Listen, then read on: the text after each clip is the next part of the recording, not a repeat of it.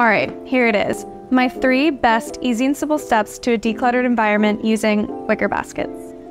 Let's get right into it.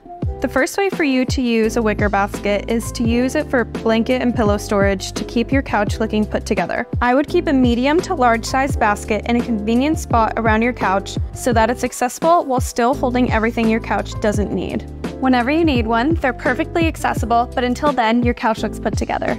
Next, take a look around and notice all the things on tables and other surfaces around your home that don't necessarily need to be there. Find a drawer or shelf you can fit a wicker basket into, in which the contents will be relatively hidden. Take all those things that need a place to stay and think of it as your junk basket. Finally, this is a trick for the console that always becomes a catch-all for all your unwanted things. The trick for this is to try and prevent clutter before it even starts by making a centerpiece using a wicker basket that all your little things can be stored in without being displayed. Alright guys, there are my 3 best tips on how to stay organized using wicker baskets. See you next time.